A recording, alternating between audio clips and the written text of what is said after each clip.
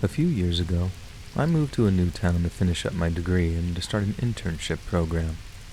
Even though the program paid a little bit, it wasn't enough to survive. Even though I didn't know the area that well, I decided to start delivering pizzas on the weekends since my roommate's family owned a pizza shop. My thought process was that while I was driving around on the weekends delivering pizza, I could listen to my lectures in the car. And for the most part, this worked.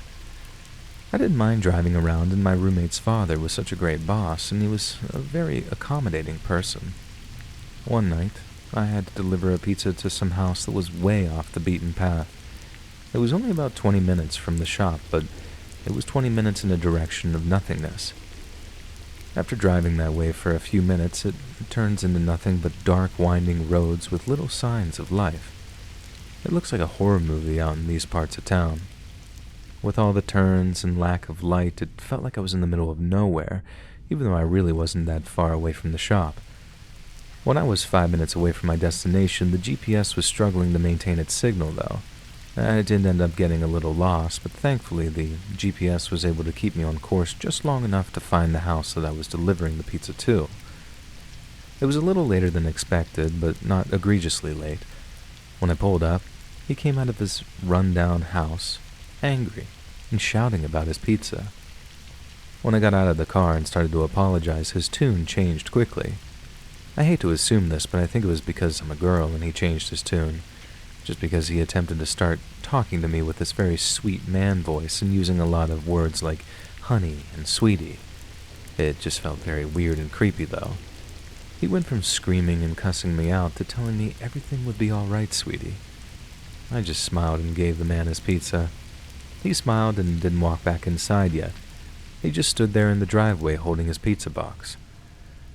I got back in my car and was trying to plug anything into my GPS, but of course the GPS wouldn't connect. I didn't initially drive off right away because I turned so many times to get there I didn't want to get lost on the way back. I could see him walking towards my driver's side window, and now I didn't bother to wait for the GPS. That was enough for me. I know it seems like I'm unfairly judging this guy, but I know you know what I mean when I say that I just got a bad vibe from this dude. Something wasn't right, and I just knew it. I drove away from the house, and I could see him standing there watching me drive away. He did this weird wave that just seemed creepy. I started winging it on my way back, and this proved to be a mistake. About 15 minutes later, I was still driving around winding roads with no service at all, and by now I should have hit civilization, but instead, it was just more of nothingness. It was like a maze out there. I pulled over and was trying my best to get a signal or anything, but it was proving to be useless. I was also getting low on gas, and I didn't want to just keep driving. A minute or so later, two huge headlights emerged from the distance. It was one of those huge pickup trucks with those wicked bright lights. The truck pulled up behind me, and I made sure that I locked the doors. I was hoping this person might be there to help me, but I also wasn't going to just trust a stranger in the middle of nowhere. The person got closer, and I couldn't believe my eyes. It was the man that I had just delivered pizza to. He tried doing that stupid sweet-talking thing to me again, but I was very dismissive. He kept insisting on helping, but I told him I was fine. I told him my boss was coming to pick me up, but he didn't seem to believe me. He kept telling me to get out of the car, that he could help me, even though I kept telling him that I didn't need any. He turned around and then started to pace back and forth. He came back over to the car door and was trying to open it now. He felt more aggressive, but still in a calm voice he was asking me to get out of the car. I started to scream and told him to leave me alone, and then his tone changed again. Now he was aggressively trying to open the door. In an annoyed voice he said, "What's wrong with you? I'm trying to help you. It isn't safe here. You should just come with me." Once he started with that aggression, that was it for me. I started my car and floored it. I could see him run to his truck, and he did follow me for a little while, but I dusted him. I must have been driving over 90 miles per hour just trying to get rid of this creep, and I finally got some service and was able to plug the shop address into the GPS. Thankfully, I wasn't too far away. I had made a couple of wrong turns, and it took me about 10 minutes out in the sticks somewhere. The owner was so nervous because I had been gone much longer than he thought. He tried calling me and he said he couldn't get through. and I told him about that guy and the delivery, and he did not look pleased. He was understanding and made sure that I was okay, and he paid me and told me that I could go home for the night. I asked about calling the police, and he told me that he would take care of it and that I had been through enough for one night. I'm not sure why he followed me that evening. I guess there was a small chance that he was trying to help me, but why would he have followed me if he just wanted to help? There would be no reason to follow me. It just doesn't add up in my brain. This was such a weird and unsettling thing that happened to me, and you just never know what people's true intentions are.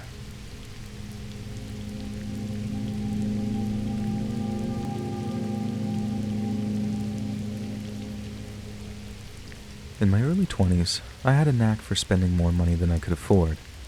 When I got my first real taste of making money, it's not an understatement to say that I was reckless. One of the first things I did was get a new car with extremely high payments. Instead of leasing a smaller, cheaper car, I decided that I was going to buy a BMW. It's not a top-of-the-line one, but still a BMW, and my payments were over $600 a month, which may not seem like a lot for some people, but for me, it was crippling. I barely made enough money to pay my bills, and I still lived with my parents at the time, and so I found myself doing all sorts of tasks for friends and family members to make some extra money. I regularly watched my friend Dom's dog. Dom had to go out of state every other weekend for his job, and since he didn't have a wife or girlfriend, he had me as his dog sitter. And I did this for about 6 months and honestly loved the job. He lived in a nice and quiet neighborhood. The dog, Willard, was a golden retriever and was such a good dog, not to mention easy to care for. And these bi-monthly trips to Dom's were something I looked forward to. But like most good things in the world, it eventually came to an end. I'm sorry about the pessimistic attitude, but the last time I watched Willard, the evening started like every other weekend dog-sitter trip. We play in the yard for a while, go for a walk, and then wind down at around 9 p.m.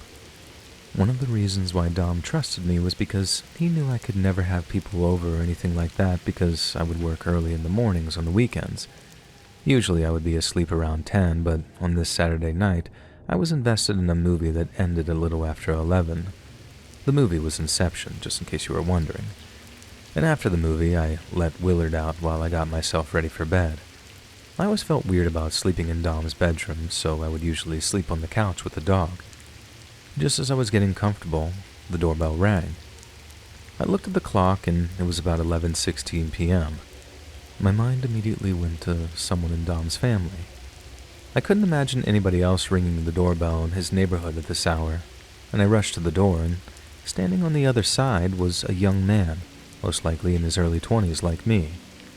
He looked clean-cut and didn't have a threatening presence about him, and I opened the front door but kept the outer screen door shut and locked. And talking through the screen, I asked him if I could help him with something, and he didn't seem weird or sketchy. And in a very confident voice, he said to me, "Hey man, I got the food you ordered." And 2 things I feel like I need to mention here. 1, this was before all the food ordering apps, so your food never just got dropped off at the door. You had to physically go and pay for the food at the door and have an interaction with the delivery driver. And 2, you're probably assuming that Willard is like most dogs and that she's barking like crazy at someone ringing the doorbell. Well, she isn't like most dogs. Not only did she not bark, but she stayed on the living room couch the entire time I had an interaction with that delivery driver. I was kind of annoyed by this more than anything. I definitely wasn't scared. I mean, why would I be?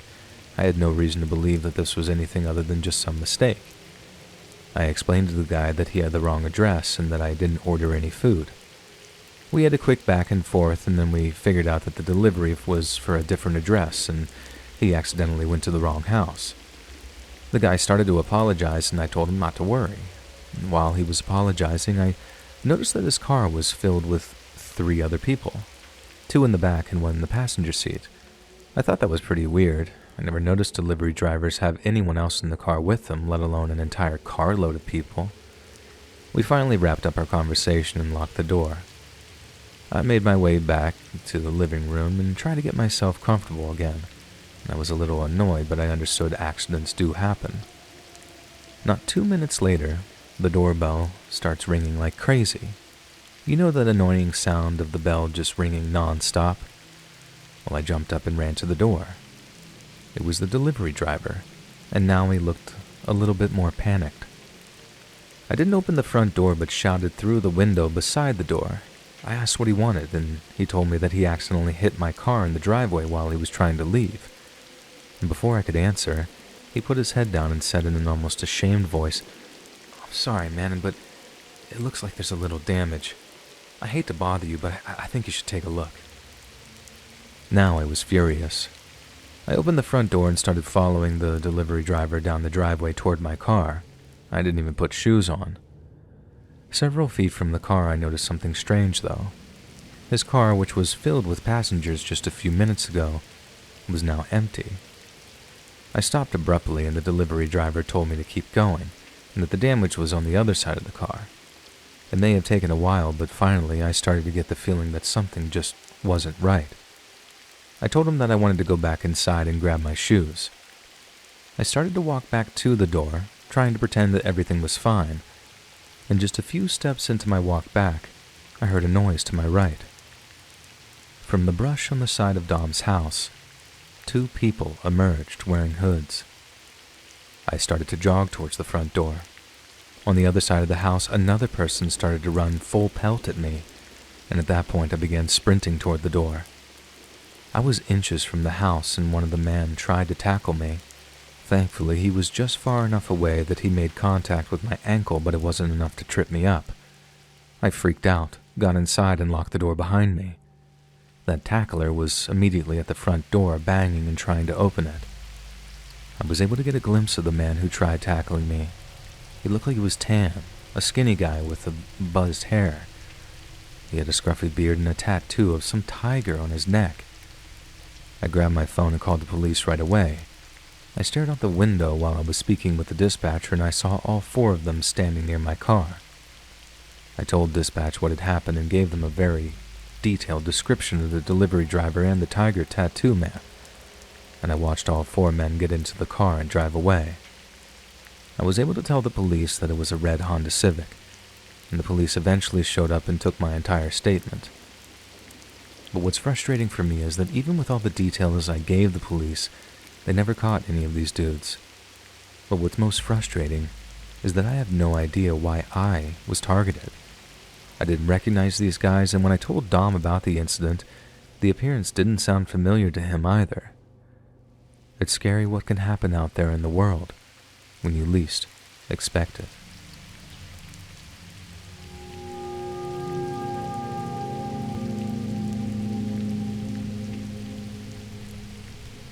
As many people out there may know, being broke may cause you to do some stupid things, or have a major lack of judgment. That's what happened to me last year. I started using one of those apps to deliver food to make some extra money. I didn't have a ton of friends, and this was a great distraction for me. I throw on some podcasts and deliver food. Mindless and easy work. Most of the time I didn't even have to interact with other people, which was a major perk for me. I would deliver food all over town. Nice areas and not so nice areas. One night I had to deliver food to this large building that had several apartments on the inside. If anybody out there is old enough to remember the show Hey Arnold, it was kind of like that. Just a big house where a bunch of people basically were renting out a room. The building was in a rundown part of town though, but hey, that's part of the job. This specific order was going to one of the tenants named Roxanne, who lived in the basement of the building. When inside the app, you can leave special instructions such as, please leave the food at the door, and most people just leave that for the instructions. Not this Roxanne person, though. She left me multiple messages through the app leaving me further instructions. She said, please enter the side door on the right side of the building. Go right and head down the stairs. You'll be in a small little mudroom. You'll see a door with the number 6 on it. Knock 3 times. Okay. So I guess the instructions were normal and honestly pretty helpful, other than the knock 3 times part being kind of weird. But I have received much weirder instructions than that in the past, believe it or not. I noticed that she didn't tip, but she left me another message saying that she would tip with cash when I arrived with the food, which was great for me. I arrived with her food and followed her instructions, which were spot on. I entered the door on the side of the building and went down into this small dungeon-looking room with a washer and dryer. and right there in the basement was a door with the number 6 on it. Everything seemed legitimate so far. The basement smelled terrible, though. The building looked like it was going to fall over at any second. But everyone has to live somewhere, I suppose. I approached the door, and just as the instructions said, I knocked 3 times. 3 very hard knocks. Almost immediately I got a message on the app telling me to please come inside and bring the food to the kitchen. She said that she was in the kitchen with her purse and she couldn't move very well.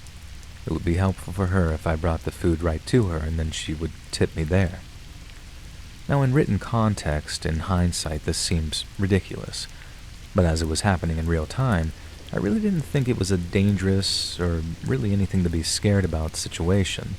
Like I said, I received much weirder instructions, so for me to come inside and drop the food off, it just didn't set off any alarms in my head.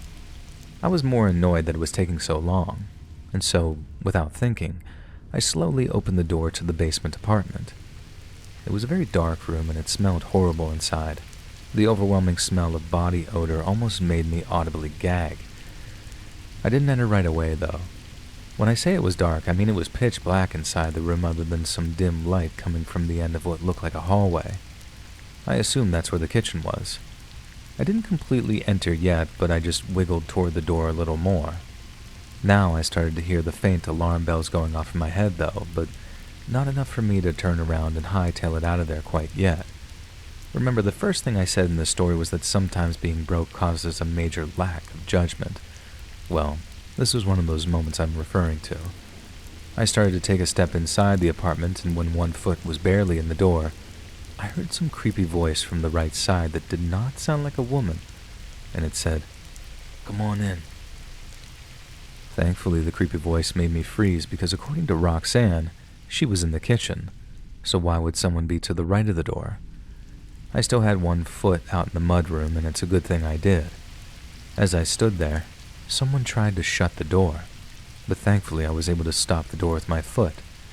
I couldn't see the person, but I could smell them, and I could hear their heavy breathing. I threw the bag of food at the person's head and ran as fast as I could. I could hear the door slamming behind me, and I just never looked back. I didn't care about that tip, I just wanted to live. Once I got back to my car, I called the authorities and reported this incident. I told them exactly what happened, and honestly, the cop treated me like I was just some stupid, hysterical kid. It just seemed like I was not being taken seriously. The cops did follow up, and unfortunately, it didn't seem like they did anything.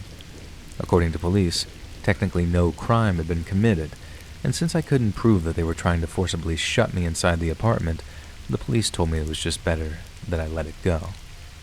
The one officer told me that if delivering food was too scary for me, then maybe I should look for another line of work. I don't know. Maybe this was just a weird interaction that I mistook for something threatening. I will say this, though. I don't know how many non-threatening interactions involve someone trying to shut the door while you're fighting to stay on the other side. I'm just saying.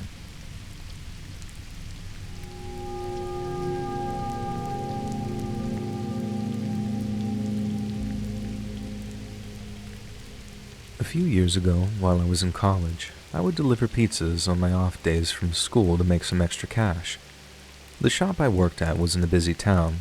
You would think the lunchtime shift would be worse than the dinner rush, but I made substantially more money delivering during lunch, mostly because it would usually be large businesses ordering pizzas for their company, and most of the time they would tip nicely. One afternoon, we got an order from some new insurance company that I had never heard of before, which for the record is not really a red flag. Once I started delivering pizzas to businesses during lunch, I found out that I didn't know most companies that I delivered to. And trust me when I say, a lot of these places could use some better marketing, but that's another story for another day. So, I took the order and plugged the address into my GPS. It wasn't far from the shop. The company had an office in a building that had been recently renovated, and right in the center of town was the small business park complex that was filled with old buildings and offices. It was only in the last few years that most of the spaces had been rented out. During the time this story took place, there was still a lot of available spaces in these buildings, and this wasn't the first time I delivered to this business complex, but it was the first time I delivered to this specific building of the complex. It was toward the back of the complex, and there was probably 10 cars in this massive parking lot. I walked inside the building and I swear I felt like I was in an episode of The Walking Dead or something. It was just so creepy. It was quiet in a very desolate lobby. It had the vibe of an abandoned mall, and what made it more creepy was just the overall atmosphere of the interior of the building. It was dim inside, almost uncomfortably so. There wasn't a person in sight. The aesthetic of the place was all this tile that looked like it was supposed to be marble. There was eerie elevator music playing in the background that echoed slightly because of the lack of anything inside this big open space. And once inside, you walk into the center of the building and into a large atrium where you're able to look up and see all the floors. I can't remember exactly, but I want to say the building was 6 floors. I looked at my order form and I couldn't read my own handwriting. I tried to recall and I thought the woman on the phone said that it was on the 5th floor. I was purely guessing because the lobby didn't have any type of secretary or directory. I took the elevator to the 5th floor, still listening to the creepy elevator jazz that seems to be playing everywhere in this damn building. The elevator opened to a small walkway where I was able to look over the railing and down the atrium where I had just been standing a minute ago. I could go left or right out of the elevator and both directions seemed to lead really nowhere. And by that I mean the halls were dark and I couldn't see any light protruding from the shut doors that lined the halls. Since I'm left-handed, I always opted to go left when I'm faced with these types of choices. A few steps down the hall, the lights above my head turned on and I felt a little relief. The lights in the hallway were motion censored, which made me feel better about the dark halls.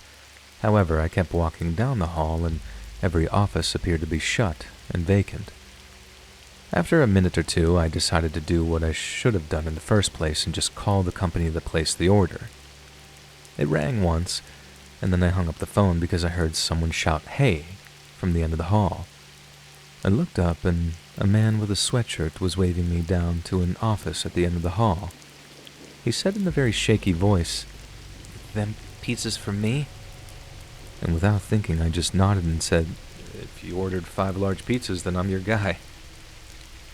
The man laughed and I started walking toward him.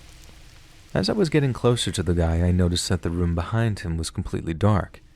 The door was cracked, but there was a small window on the side of the door and it appeared that the lights were off. I stopped about 6 feet away from the man and cautiously said, "Are you sure you ordered 5 pizzas? It looks pretty closed up behind you." The man nodded and said, "Oh yeah, everyone is in the back conference room. I like to turn the lights off to save power." I tried not to judge a book by its cover, but this man did not give off the vibe that he sold insurance. He was wearing a hooded sweatshirt and jeans, and from what I could see in the shadows, his skin and teeth just looked disgusting. And against my better judgment, I followed him to the door, and when I was in the doorway, I knew I messed up. I looked inside the office and saw that it was empty and a completely vacant room. Before I could react, the man slammed the door in my face, knocking me and the pizzas over. I got up quickly, a little disoriented, and as I got to my feet, the man grabbed some 2x4 or some other large wooden piece from behind the door and just absolutely rocked me in the face with it. I was still conscious, but I was seeing stars for sure. I pretended to be unconscious, which I know may seem like a coward's move, but I didn't want that man to continue beating me, and I thought in the moment it was a good idea. I could not think straight, though. After all, I had no idea if the man had a weapon beyond that, or if there were other people inside that could potentially attack me if I started fighting back. While I was on the ground, the man starts to rummage through my stuff. He took my wallet, ripped off my gold chain from around my neck, and I could hear him running away. While on the ground, I could hear my phone vibrating from my left side. I must have dropped my phone when I dropped the pizzas. Otherwise, I'm sure this man could have taken that as well. I crawled over and grabbed my phone. It was the number that ordered the pizzas. I didn't answer it because I was convinced at this point that this was all some setup and that if I answered the phone, they would summon me to another part of the building where I would just get jumped again. I ended up staying on the ground and called the police, who did thankfully show up very quickly. While I was waiting, the number kept calling me, and I finally answered, and it was a kind young woman asking about the pizzas since they'd been waiting for about an hour at this point. I get the correct floor and office number from the woman, which was floor number 4, and went to the office with that police officer. As it turns out, this was a real office and a real order, and after a little initial investigation, it turns out the man who jumped me was just some homeless guy who was probably squatting in the empty offices. He saw me and just took an opportunity to strike instead of hiding. The bad news is, they never caught who did it. Unfortunately, this type of crime happens a lot in my hometown, and it's hard to determine who jumped someone based on a very little description and evidence. But there is good news, though. The company that placed the order felt so bad they ended up giving me a huge tip for my troubles. Not only that, but after the attack took place, the company installed a fob for the entrance and a security guard at the front door. And to my knowledge, this man was the last squatter that building ever had.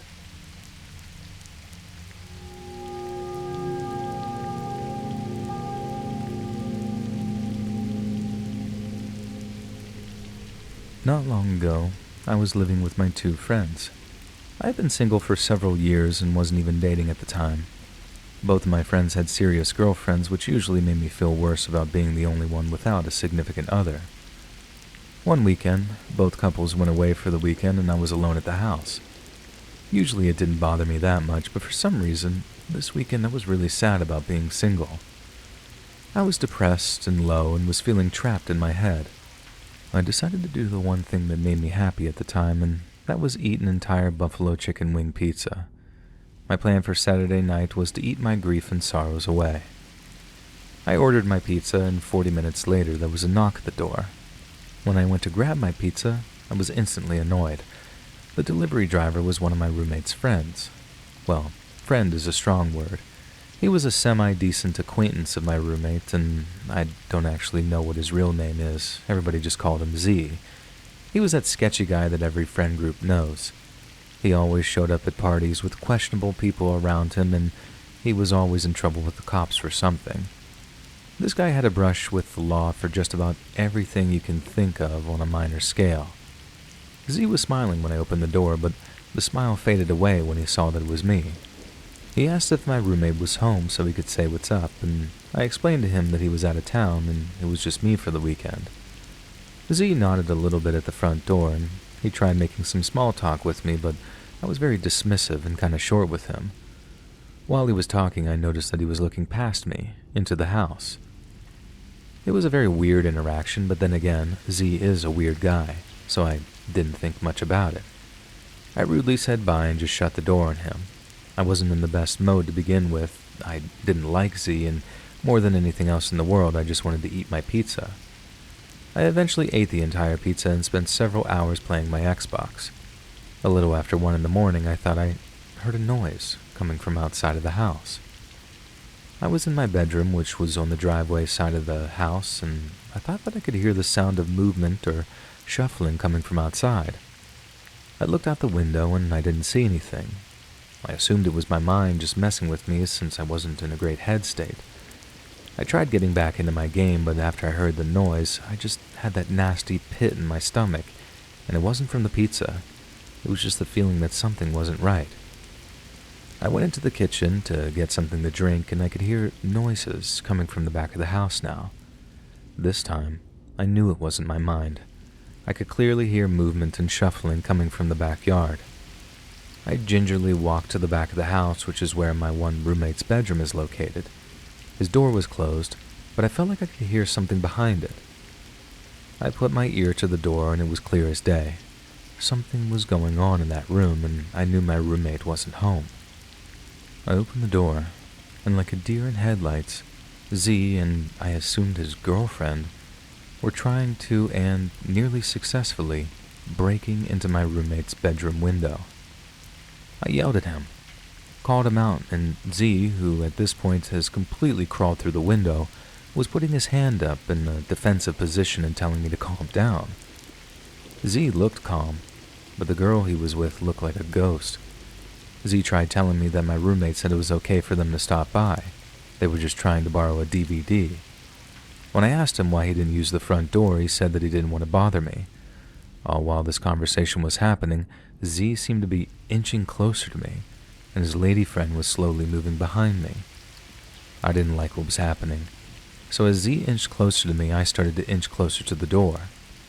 I looked up at one point and I saw him slowly reach behind his back, and that's when I turned around to run for the door, and the girl was standing in the doorway. Without thinking, I pushed her down and ran to my bedroom. I slammed the door, and Z started pounding on it. He was pleading with me that he was just there to borrow some stuff, all the while violently pounding on my door. I shouted that I'd call the police and that they would be here any minute. I didn't actually call the police by that point, but I just wanted to see his reaction. He started to curse at me under his breath, and then the pounding stopped. A few seconds later, I saw out of the window him and the girl running down the street. Even though it was late, I called my roommate and asked if he told Z it was okay to borrow some DVDs. My roommate was confused and said that he absolutely did not tell Z that he could borrow anything. And that's when I called the police. It wasn't long after the police apprehended Z for attempted break-in. And that night messed me up. I can't go to sleep now unless I check and make sure every door and window is locked. And as for Z, I'm not really sure what happened to him. After that night, he stopped coming around, and I never saw him at parties again. My roommate finally cut ties with him. I'm still terrified that one night he'll come back for me since I was the one who ratted him out to the police. I can only hope that he doesn't hold a grudge, and I really don't feel very good about that.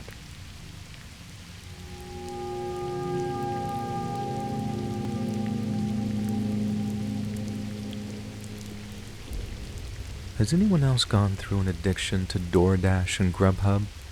My husband and I went through a phase where we were extremely busy and found ourselves using a delivery service a few times a week. This particular week, I think this was our third time ordering. We just got done with work and it was already 7 p.m. and we just didn't feel like cooking. We usually have good experiences with delivery services. Once in a while, we'll get a crap delivery person who just kind of throws the food around or the occasional canceled order. But on this particular night, my husband and I chose to splurge. We each ordered 3 courses from a pretty pricey restaurant, but also knew that we'd have leftovers for at least a few days. In the hopes that the food would arrive quickly and safely, we put a very large tip on the order.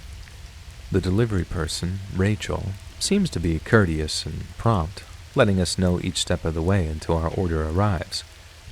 The food arrived perfectly, and Rachel thanked us for the generous tip to let us know that it meant a lot. We were feeling good and getting the food ready and throwing on a movie to have a little at-home date night. We started putting food on our plates and heard a knock at the door. We both kind of looked at each other and then made our way towards the front door. My husband swung open the door, and what once was a smiling and bubbly delivery person was now at our door expressionless and white as a ghost. Rachel looks up at us and says softly, "Can I please come in? I think there's someone in my car." My husband, who always assumes the worst, is super protective and says no. He never ever lets strangers inside and has read and seen too many things where a good Samaritan lets someone in their house or helps them on the side of the road and you're just set up for some trap. He has said to me multiple times, as soon as you open the door for a stranger and let them in, it's already too late. After a minute or two of pleading with my husband, he agreed that this tiny girl wasn't a threat and we would let her in and lock the door right after. We motioned for Rachel to come in and we could tell that she was thankful but starting to get a little bit hysterical. We phoned the police and let them know what was going on and asked if they could send someone out. They let us know that they would send someone as soon as they could. And we sat with Rachel and tried to calm her down and let her know that she was safe now. We weren't going to let anyone in the house and the cops would check her car and the surrounding area. I'm sure of it. As we waited for the police, now in a mostly awkward silence, my husband noticed a few of our motion lights beginning to turn on. First, we saw one go off on the side of the house, followed by one going off in the backyard just a few moments later.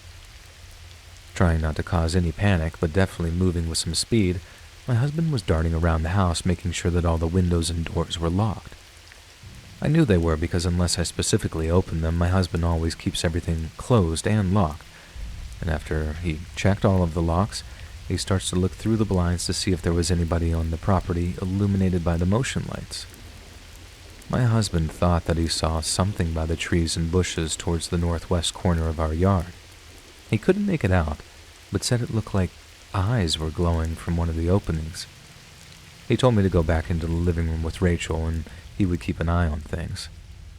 As I was sitting with Rachel, I heard what sounded like nails on a chalkboard, or the only other way to describe it is someone going down a water slide with no water, the kind of dry screeching sound that you might hear there. I went to tell my husband, but he was already hot on the trail, feeling like he had heard tapping on the windows in the dining room. My husband went to the windows where I thought that I'd heard the noise coming from and lunged back. He said that he saw a set of eyes pressed up against the glass. Thankfully, the next sound we heard and the image we saw were the flashing lights and sirens of police cars. The police arrived and searched the inside and outside of our house thoroughly. They let us know no one is inside, and also no one is inside Rachel's car, even though both of her back doors were completely wide open.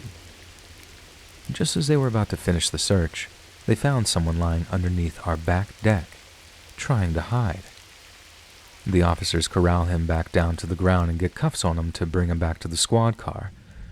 We then have to give additional statements and go through some information before they let Rachel know that they will have someone follow her home and escort her into her house. The main officer at the scene also let us know that he would leave someone outside patrolling for at least an hour, and we could request it to be longer if we felt uncomfortable.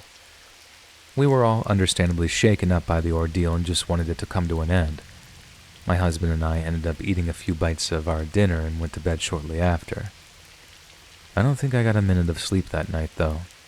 I felt like our privacy and safety were violated, and also felt so bad for poor Rachel, who I'm sure also had a sleepless night. I'm glad everyone was okay, including the police officers, that nothing more violent or sinister happened that night. And it's safe to say, if we order out, we just go pick up the food now and haven't used a food delivery service app since.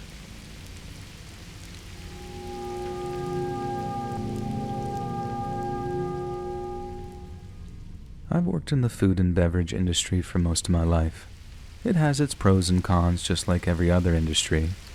I started at a local Italian food and pizza place in my hometown. The restaurant had minimal seating and was mostly used for takeout and delivery. When I was hired, I mainly worked as a delivery person, but also got experience in running the register, stocking the fridge, and helping cook. Most of the aspects of the job are fine, but I really enjoyed delivering. It made the time go by really fast, and sometimes the tips could actually be really good. Every once in a while on a big order, someone would even give me an extra $20, which back then was a nice chunk of change. The job I hated the most when I wasn't delivering was taking orders and working the counter or cash register. For whatever reason, the people in the store were much ruder than the people ordering over the phone. We also had a few regulars that would hang out and sometimes order stuff, and other times just sit around wasting time and then leave. Every so often we would have to kick out belligerent drunks, and other times college kids trying to flex their egos and fight while waiting for their slice of pizza. One regular that is still branded into my memory today is a guy named Johnny, who I guess we can just refer to as a regular visitor but not really a customer. I have no idea if Johnny was someone who worked at the restaurant's friend, an old long-standing customer, or just someone looking for a seat and break from the heat. He was routinely both inside and outside the store, asking people passing by for extra money or asking us workers for free and or discounted food items or drinks. He was usually quiet and not overly abrasive, which is why I think the cops were never called. He seemed to be polite and courteous for the most part when interacting with customers. But when one of us girls was working at the register or counter, he was always making crude remarks or sly jokes. I feel like every time I would return from a delivery or have to work the counter, he would try to say some inappropriate joke or ask what my plans were for later in the night. It was usually creepy but harmless, and he never lingered inside for too long, especially if my manager Debbie was working. One night in particular, I got really frustrated with customers, and as the line started to thin out, Johnny approached the counter and asked if I had a boyfriend. I told Debbie, and she immediately let him know that he could buy something or leave. The other managers in similar situations could care less and would claim to be too busy to do anything about it. Again, another reason why I prefer deliveries. They get me out of the store and away from everyone else. One night, I think in August or September, the weather had forecasted some nasty thunderstorms, so per usual, we had a bunch of call-ins. I was running double duty trying to cook and answer the phone for delivery orders. Of course, since it was raining, Johnny was now inside the restaurant sitting in a booth. He was unusually quiet, with no pickup lines or disgusting jokes. He was just sitting there in silence, staring at his hands. I asked Kyle, who was the only other person there, if he could take care of Johnny after his delivery. He said sure and promised to be back soon to try and help out. After a few phone calls, I sat down trying to rest my feet and ankles that were absolutely throbbing. I knew I had to run back to the supply room and fridge to grab a few items for the next order, and I was trying to take a little extra time selfishly so that Kyle would be able to help me when he got back. I headed to the fridge first, grabbed a few things, and then made my way to the storage room where we had all of our non-perishable items. I grabbed what I needed and turned around and absolutely froze in my tracks. Johnny was standing right there. I didn't hear a thing. He was absolutely silent. I tried to ask, "What are you doing back here?" Before I could even get the whole phrase out, Johnny lunged at me. I don't know if he was trying to attack me, assault me, rob me, or kill me. All I remember is that he lunged, and his face looked lifeless. There was no anger or aggression. It was just this blank stare. I could also be misremembering or suppressing things that I saw, but I swear it was like a blank, not on this planet type of look. I quickly dropped the items I had in my hands and struggled away, backing into the storage room and just slamming the door shut. Johnny was pulling at the door trying to open it, but I was able to find the strength to somehow keep it closed. As soon as I thought that he wasn't there, I lodged a broom into the door handle to prevent anyone from getting in. Unless they pulled so hard to shatter the broom, that is. The door started shaking again, and for whatever reason I remained silent.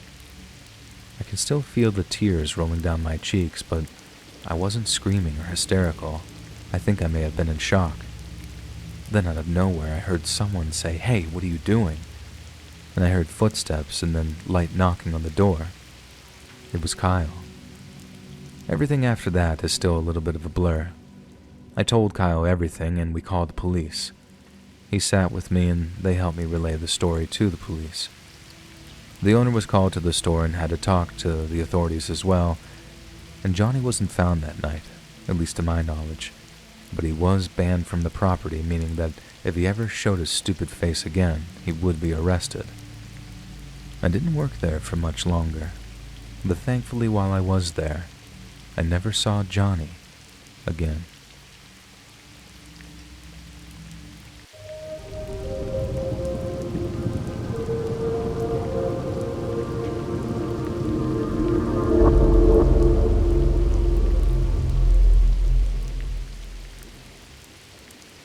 In this wonderful modern time, we have the luxury of ordering just about any food we want for delivery.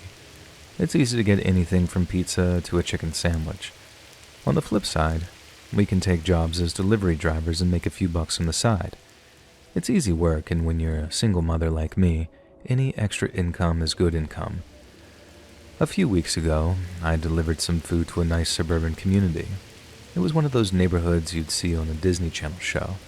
Nice houses, picket fences, you know the neighborhoods I'm talking about. And like all the deliveries I make, I'm supposed to take a picture of the food at the front door. Think of it as like an insurance policy in case the food is at the wrong house or stolen or something weird happens. I place the food in front of the door on top of the small staircase that leads to the door.